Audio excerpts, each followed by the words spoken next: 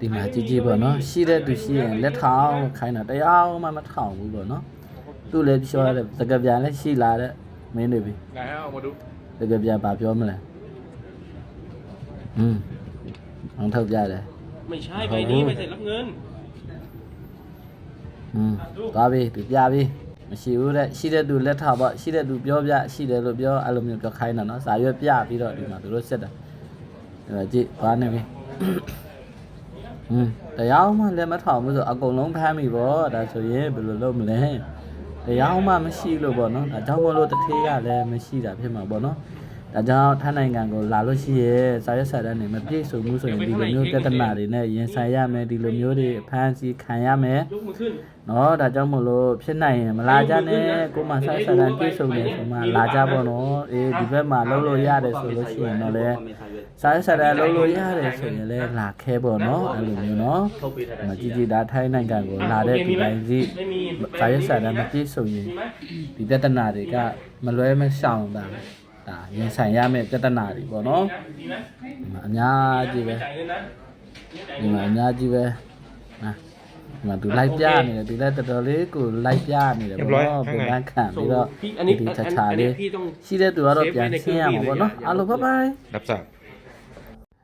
ကဲဒါကတော့ဒီမှာကြည့်ကြည့်ပေါ့နော်ဒါအခုဆိုရင်တော့ပလေယုံကိုရောက်သွားပြီပေါ့နော်လိမ်မော်ရောင်အဖွဲပေါ့နော်တထေးတွေဝနတွေလည်းမမြင်ဘူးရောနော်ဒီမှာတကယ်တမ်းဆိုရင်တော့ဒါဝနတွေရှိရမယ်တထေးတွေလာရမယ်ပေါ့နော်လူကအများကြီးရောဒီမှာ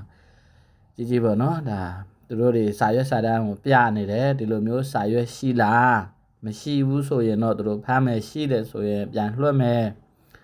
အဲ့လိုမျိုးပေါ့နော်ဒါသူတို့ကစာရွက်ကိုပြနေပေါ့နော်ဝတ်ပါမဲ့ပေါ့နော်ဝတ်ပါမဲ့စာရွက်ရှိရင်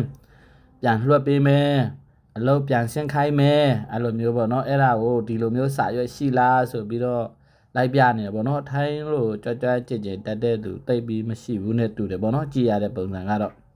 အမှသူပြနေတယ်သူစကားပြန်ခေါ်နေတယ်ပေါ့နော်ထိုင်းလို့နေပါပြောတတ်တဲ့သူရှိလားသူမေးတယ်ပေါ့နော်ဒီနေရာမှာကျွန်တော်ကတော့သူတို့အတန်ခဏပိတ်ထားရတယ်ပေါ့နော်လာပြီတယောက်လာပြီပေါ့နော်ဒါသူကတော့ခဏကကျွန်တော်ပြောတယ်လို့ပဲပေါ့နော်ဒီလိုမျိုးစာရွက်စာတမ်းရှိတဲ့သူတွေဆိုလို့ရှိရင်ပြန်လွှတ်ပေးမယ်အဲ့လိုမျိုးနော်သူကလည်းတိတ်ပြီးတော့နားမလဲဘူးနဲ့သူကလည်းကြည့်ရတာကတော့ပေါ့နော်ဒါပေမဲ့ဖြေတာတော့မှန်ပါတယ်သူဖြေသွားတာမှန်တယ်ပေါ့နော်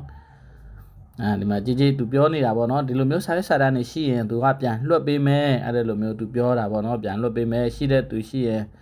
ပြောပေါ့နော်ဘယ်သူရှိလဲအဲ့လိုမျိုးပေါ့နော်โอเคဒါကတော့နောက်ဗီဒီယိုမှာပြန်တွေ့ကြမယ်เนาะအားလုံးဘိုင်ဘိုင်အားလုံးမင်္ဂလာပါအခုလာပြီးတော့မျှဝေပေးချင်တဲ့ဗီဒီယိုလေးဒီဗီဒီယိုလေးဖြစ်ပါတယ်ဒါကတော့ထိုင်းနိုင်ငံမှာအခုလက်ရှိမြန်မာပြည်သားတွေကြုံတွေ့နေရတဲ့ပြဿနာတွေကတော့ဒါတွေပဲဖြစ်ပါတယ်အခုဒါတွေအားလုံးကိုဆိုလို့ရှိရင်သူတို့တွေကဒါအခုဆိုရင်ဖန်ဆီးသွားပြီပေါ့နော်ဖန်ဆီးပြီပေါ့နော်ဘာဖြစ်လို့ဖန်ဆီးရလဲဆိုလို့ရှိရင်ဒါတွေကဒီ bad တို့ work permit တို့မရှိသေးတဲ့သူတွေပေါ့နော်တချို့ဆိုရင်ဘတ်ရှိတယ်ဝက်ပါမဲ့မရသေးဘူးပေါ့နော်အဲ့လိုပုံစံမျိုးတွေပေါ့နော်တချို့ဆိုရင်ဝက်ပါမဲ့ရှိတယ်လက်ဝဲမနှိပ်ရသေးဘူးဆိုတဲ့သူတွေပေါ့နော်အဲ့လိုမျိုးလူတွေကိုဒါအားလုံးဒါသူတို့ကတော့ဖမ်းနိုင်ပြီပေါ့နော်ဒါကြောင့်မလို့ကိုယ့်ရဲ့လက်ထက်မှာအပြည့်အစုံမရှိသေးဘူးပြည့်စုံမရှိသေးဘူးဆိုလို့ရှိရင်သွားလာတာတွေကအစလောက်ခွင့်မှာပဲဖြစ်တတိနဲ့ဒါနေကြလောက်ကြပေါ့နော်လာရင်လည်းပြေးကြပေါ့လေပေါ့နော်โอเคဒီမှာကြည့်ပါလူကတော့တော်တော်ကိုများပါတယ်အခုချိန်မှာကတော့တော်တော်လေးအဆေးတွေအမေများနေကတော့တော်တော်လေးကိုမှထူနေတယ်များနေတယ်ပေါ့နော်ဒါကြောင့်မို့လို့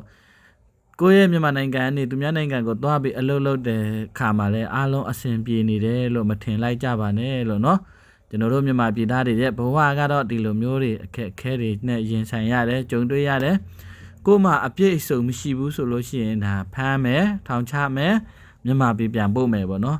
အဲ့ဒါဆိုရင်အကျွေးတွေကမကြေသေးတဲ့လူတွေဆိုရင်တော့ဒုက္ခတွေကတော့ထပ်ပြီးပေါ့နော်အဲ့လိုမျိုးဖြစ်တာပါလို့โอเคအားလုံးဘိုင်ဘိုင်